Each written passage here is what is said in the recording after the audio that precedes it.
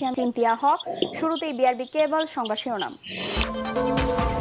বিনিয়োগকারীদের জন্য ব্যবসা বান্ধব পরিবেশ নিশ্চিত করবে সরকার, জানালেন প্রধানমন্ত্রী। দেশে টেলিকম সেবার মান আরও উন্নত করতে আগ্রহী টেলিনর গ্রুপ।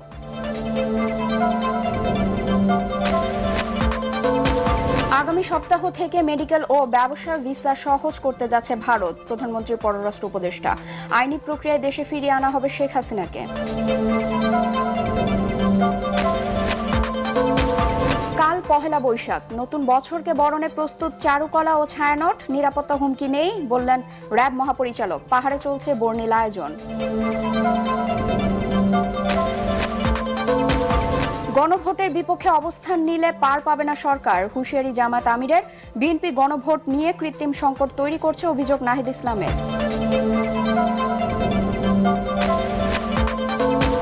এবং ইরানের বন্দরগুলো অবরোধের মার্কিন ঘোষণার পর বিশ্ববাজারে বেড়েছে তেলের দাম।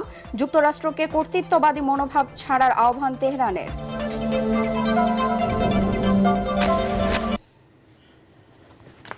শুনছিলেন বিআরবি কেবল সংবাদ শিরোনাম, এবার বিস্তারিত সংবাদ। প্রধানমন্ত্রী তারেক রহমানের সঙ্গে সাক্ষাৎ করেছেন টেলিনর গ্রুপের প্রেসিডেন্ট ও প্রধান নির্বাহী কর্মকর্তা বেনেডিক্টে শিলব্রেট ফাসমার। সচিবালয় মন্ত্রী পরিষদ বিভাগে প্রধানমন্ত্রী দপ্তরে এই সাক্ষাৎ অনুষ্ঠিত হয়। এ সময় টেলিযোগাযোগ খাতে উন্নয়ন, ডিজিটাল অবকাঠামো নির্মাণ এবং টেলিনর গ্রুপের বিনিয়োগ নিয়ে আলোচনা হয়। দেশের তথ্য প্রযুক্তি খাতের বিকাশে টেলিনরের ভূমিকার প্রশংসা করেন প্রধানমন্ত্রী। তিনি বলেন, সরকার বিদেশি বিনিয়োগকারীদের জন্য ব্যবসা বান্ধব পরিবেশ নিশ্চিত করতে বদ্ধপরিকর। টেলিনরের সিইও দেশের সাম্প্রতিক অর্থনৈতিক অগ্রগতি প্রশংসা করে জানান, তার প্রতিষ্ঠান বাংলাদেশের সেবার মান আরও উন্নত করতে আগ্রহী। দেশ বিক্রি করে স্বার্থ হাসিল করবে না বিএনপি। দেশের স্বার্থ অক্ষুণ্ণ রেখেই ভারতের সাথে সম্পর্ক উন্নয়নে কাজ করছে বর্তমান সরকার। সচিবালয়ে প্রধানমন্ত্রীর সাথে বৈঠক শেষে এসব কথা বলেন তারেক রহমানের পররাষ্ট্র উপদেষ্টা হুমায়ুন কবির। তিনি বলেন, ভারতে বসে সাবেক প্রধানমন্ত্রী শেখ হাসিনা দেশকে যাতে অস্থিতিশীল করতে না পারে সে বিষয়ে পদক্ষেপ নিতে বলা হয়েছে। তাকে দেশে ফিরিয়ে আনতে আইনি প্রক্রিয়া অনুসরণ করবে সরকার। রিপোর্টে জানাচ্ছেন মাহবুব কবির চপল। বিএনপি সরকার গঠনের পর গত 7 এপ্রিল ভারতে যান পররাষ্ট্রমন্ত্রী ও উপদেষ্টা। শুভেচ্ছা সফর বলা হলেও কূটনৈতিকভাবে যাকে গুরুত্বপূর্ণ ধরা হয়। ওই সফরে জ্বালানি সহযোগিতা, বাণিজ্য প্রতিবন্ধকতা দূর করা, ভিসা জটিলতার সমাধান সহ বেশ কিছু বিষয়ে আলোচনা হয়। প্রধানমন্ত্রীর সাথে বৈঠক শেষে তার পররাষ্ট্র বিষয়ক উপদেষ্টা জানান, সম্পর্ক উন্নয়নে দুদেশই কাজ করছে, তবে সবার আগে দেখা হবে দেশের স্বার্থ। ভারত সফর মানে it's a very good start to resetting the relations. তো ওখানে পজিটিভ আলোচনা হয়েছে। দুই দেশের যদি মাইন্ডসেট থাকে সম্পর্ক পজিটিভ দিকে এগিয়ে নিয়ে যাওয়ার, তাহলে আমরা কিছুটা ভালো অগ্রগতি করতে পারবো। মেডিকেল ভিসাগুলা ওপেন আপ করে দিতে প্লিজ শুন। তো ওনারা এটা পজিটিভলি রিসিভ করছে। তো মেডিকেল ভিসা, ব্যবসায়িক ভিসা যাতে ওপেন আপ হয়, তো আশা করি এইটা ইন দি কামিং উইকস একটা পজিটিভ দিক ওই দিক থেকে আমরা দেখতে পাবো। তিনি জানান, ভারতে অবস্থান করা সাবেক প্রধানমন্ত্রী শেখ হাসিনাকে নিয়ে অস্বস্তির কথা জানানো হয়েছে দেশটির কর্মকর্তাদের। হাসিনার ব্যাপারে জুডিশিয়াল প্রসেসের মাধ্যমেই আমরা এঙ্গেজ করব এবং উই হ্যাভ আস্কড ফর মানে রিটার্ন। কেন এখানে তার অনেক মানে কেসিস পেন্ডিং আছে, শুধুমাত্র একটাতে সেন্টেন্স টু ডেথ, আরও বোধহয় কয়েকটা রয়েছে যেখানে মানুষ সপ্তাহ থেকে লাগাইয়া দেশের লুটপাট করা লাগাইয়া that is so many. So আমরা যেটা বলছি এগুলো সব এখন ট্রান্সপারেন্ট জুডিশিয়াল প্রসেসের মাধ্যমে ইট উইল বি ডেল্ট উইথ। ভারতে গ্রেফতার ওসমান হাদি হত্যা মামলার প্রধান আসামি ফয়সাল করিম ও তার সহযোগীকে ফিরিয়ে আনার চেষ্টা চলছে বলেও জানান তিনি। ওখানে কিছু কিলারদেরকে বোধহয় কোনো জায়গায় অ্যারেস্ট করছে। তো এইটাও আমরা যদি ট্রিগার করি আমাদের দেশের জুডিশিয়াল প্রসেসের মাধ্যমে, ন্যাচুরালি হ্যাঁ ট্রিটি অনুযায়ী উই ক্যান রিটার্ন দেম। এটা তো আইনি প্রক্রিয়া, আইনি প্রক্রিয়ার মাধ্যমে ইটস পসিবল। হুমায়ুন কবির জানান, প্রধানমন্ত্রী তারেক রহমানের প্রথম বিদেশ সফর নিয়ে এখনও দিনক্ষণ চূড়ান্ত হয়নি। মাহবুব কবির চপল, এটিএন বাংলা, ঢাকা।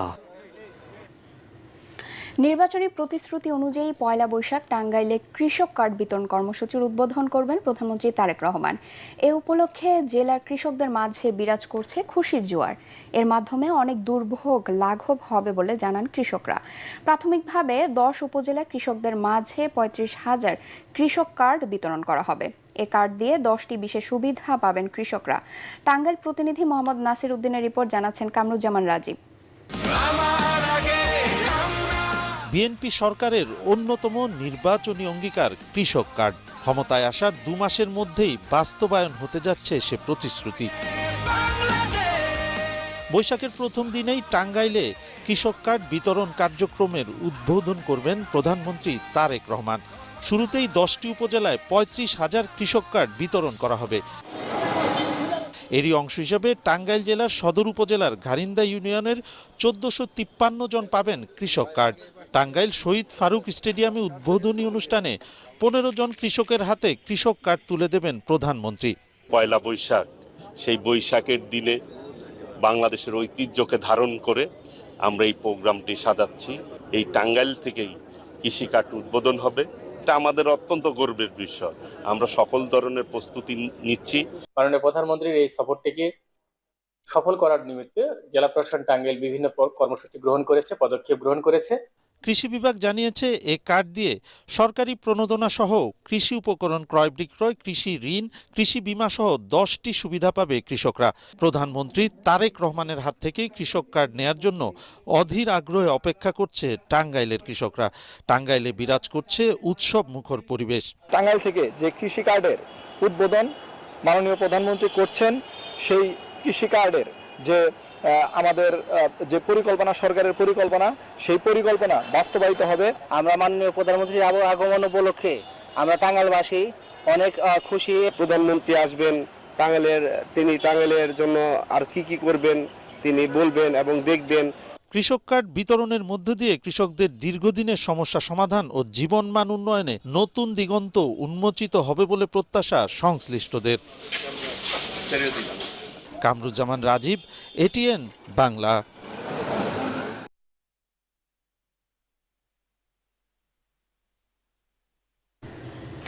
আজ চৈত্র সংক্রান্তি, বাংলা বছরের শেষ দিন। কাল পয়লা বৈশাখ। বাংলা নতুন বছরকে বরণ করে নিতে ঢাকা বিশ্ববিদ্যালয়ের চারুকলা অনুষদ প্রাঙ্গণে চলছে বৈশাখী শোভাযাত্রার শেষ মুহূর্তের প্রস্তুতি। বর্ষবরণের প্রস্তুতি প্রায় শেষ করে এনেছে ছায়ানট।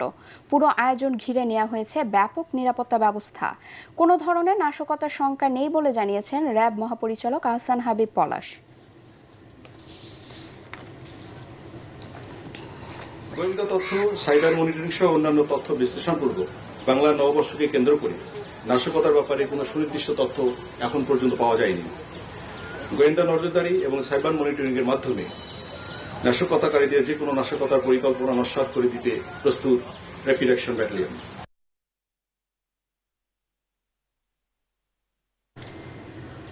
বর্ণিল উৎসবে বান্দরবানে চলছে মারমা সম্প্রদায়ের বর্ষবরণ উৎসব সাংগ্রাই। বর্ষবরণ উপলক্ষে শহরের ঐতিহ্যবাহী রাজার মাঠ থেকে বর্ণাঢ্য শোভাযাত্রা বের করা হয়। শুধু মারমা নয়, 11টি পাহাড়ি সম্প্রদায়ের নারী পুরুষ একসাথে এই শোভাযাত্রায় ঐতিহ্যবাহী পোশাক পরে নানা সাজে অংশ নেন। শোভাযাত্রার উদ্বোধন করেন সংসদ সদস্য রাজপুত্র সাচিং প্রুজেরি।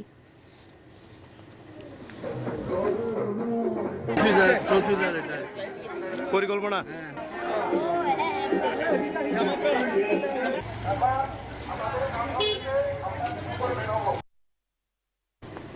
দর্শক, রাজধানীতে চৈত্র সংক্রান্তির খবর রাখছেন সহকর্মী মুশফিকুর রহমান।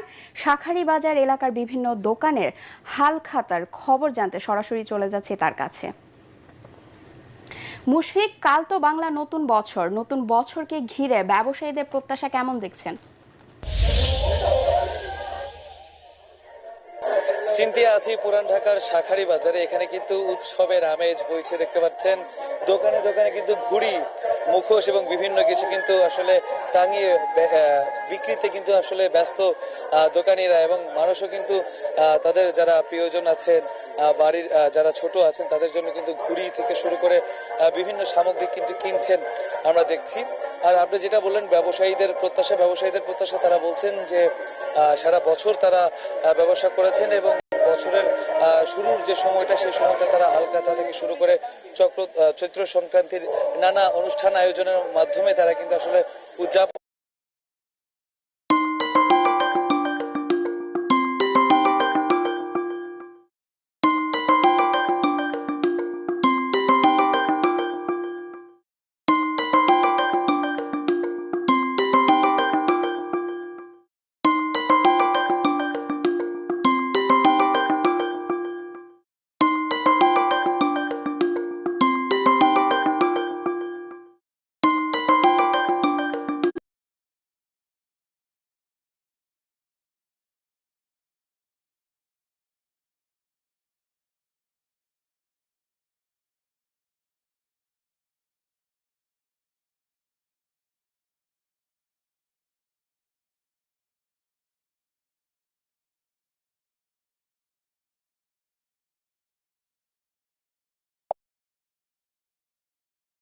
করে থাকেন এবং আগামী বছরটা আসলে ভালো কাটবে এমনটাই তাদের প্রত্যাশা। তবে চিন্তা একটা জিনিস জানিয়ে রাখতে চাই যে পুরান ঢাকার যে এই এলাকাটা, সেখানে কিন্তু আসলে হিন্দু প্রবণ মানুষ কিন্তু বেশি এবং ব্যবসায়ী প্রতিষ্ঠান যারা ব্যবসা করে থাকেন এখানে, তারাও কিন্তু আসলে বেশিরভাগই হিন্দু সম্প্রদায়ের লোক। এবং লোকনাথ যে পঞ্জিকা, সেই পঞ্জিকা অনুযায়ী কিন্তু চৈত্র সংক্রান্তি আগামীকালকে এদের, এবং আগামী পরশুদিন তাদের পয়লা বৈশাখ। এবং আগামীকাল কিন্তু এখানে যে ল্যাবরেটরি যে স্কুল আছে শনি মন্দিরের উল্টা পাশে, সেখানে কিন্তু চড়ক পূজা অনুষ্ঠিত হবে বিকেল 4:30 নাগাদ, এবং সকাল থেকে কিন্তু আসলে সেই চড়কের গোড়ায় দুধ এবং জল ঢালা হবে। আরও নানা ধরনের রীতি রেওয়াজ কিন্তু তারা এখানে উদযাপন পালন করে থাকেন। এবং তারা বলছেন পয়লা বৈশাখের দিন সকালে কিন্তু এখানে শনি মন্দিরে কিন্তু আসলে গণেশ পূজা হবে, এবং এরই মাধ্যমে তাদের যে আনুষ্ঠানিকতা সেটা কিন্তু শুরু হবে। আমি একটু দেখাতে চাই, উপরে কিন্তু আসলে শামিয়ানা টানানোর যে ব্যবস্থা বা অন্যান্য যে প্রস্তুতি, সেই প্রস্তুতি কিন্তু আসলে আমরা দেখতে পাচ্ছি। এবং দেখতে পাচ্ছেন এই গলিটা, শাঁখারী বাজারের এই গলিটায় কিন্তু উৎসবের একটা আমেজ আজকেই লেগে গেছে, এবং প্রস্তুতি কিন্তু পুরোদমে চলছে এবং চলবে। এবং হালখাতার যে ব্যাপারটা, আসলে এটা ব্যবসা প্রতিষ্ঠান ভেদে কিন্তু হালখাতাগুলো হয়ে থাকছে। আজকে কিছু কিছু ব্যবসায়িক প্রতিষ্ঠান তারা কিন্তু হালখাতা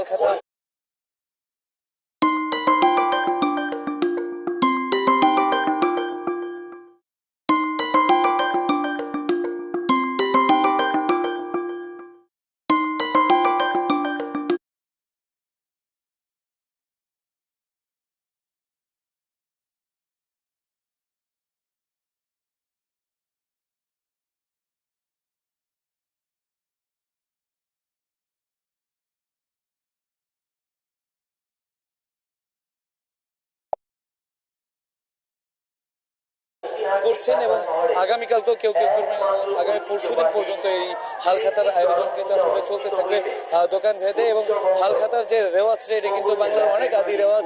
সেখানে সারা বছর ব্যবসা বাণিজ্য করার পরে বণিক যারা আছেন বা ব্যবসায়ী যারা আছেন, তারা কিন্তু তাদের যে হিসাবের খাতা, তাদের যারা কাস্টমার আছেন, সেই কাস্টমার বা খদ্দের, তাদের কিন্তু হিসাবের খাতাটা আসলে বন্ধ করে। এবং এর জন্য কিন্তু তাদের দোকানে মিষ্টি বিতরণ, মিষ্টি খাওয়ানো থেকে শুরু করে নানা ধরনের আয়োজন কিন্তু থাকে। এবং সেই যে রীতি রেওয়াজটা, এটা বাংলার বিভিন্ন জায়গা থেকে আসলে মুছে গেল, এখনো পর্যন্ত কিন্তু পুরান ঢাকার এই এলাকাটা সেটা কিন্তু আসলে ধরে রেখেছে। মুশফিক, আপনাকে ধন্যবাদ। গণভোটের বিপক্ষে অবস্থান নিলে সরকার পার পাবে না বলে স্পষ্ট জানিয়ে দিয়েছেন জামাতে ইসলামের আমির ও বিরোধী দলীয় নেতা ডাক্তার শফিকুর রহমান। সংসদে বিরোধী দলকে চুপ করে বসে থাকার জন্য জনগণ ভোট দেয় নাই বলেও জানান তিনি। রাজধানীর কাকরাইল আইডিবি ভবনে এক সেমিনারে তিনি এসব কথা বলেন। এ সময় আমির আরও বলেন, সংসদে ফ্যাসিবাদের কালো ছায়া দেখা যাচ্ছে, যা মোটেই কাম্য নয়। বিএনপি গণভোট নিয়ে কৃত্রিম সংকট তৈরি করছে বলে সেমিনারে মন্তব্য করেন এনসিপির আহ্বায়ক নাহিদ ইসলাম। সংসদের ভিতরে কথা হবে জনগণের সমস্যা নিয়ে, সেখানে বসে খোলা মনে সমাধান বের হয়ে আসতে হবে। এটাকে বাদ দিয়ে অন্য কোনো কিছুর চর্চা হোক সংগঠনের সংসদের ভিতরে, আমরা এটা চাই না। কিন্তু আমরা ফ্যাসিবাদের কালো ছায়া এখন সংসদে দেখতে পাচ্ছি। অতীতে যারাই আচরণ করেছে তাদের পরিণতি চোখের সামনেই দেখতে পাচ্ছেন। মনে রাখবেন, অপকর্ম করলে আগেরটার চাইতে পরের পরিণতি আরো ভয়ঙ্কর হয়। দেশে হামের প্রকোপ অব্যাহত রয়েছে।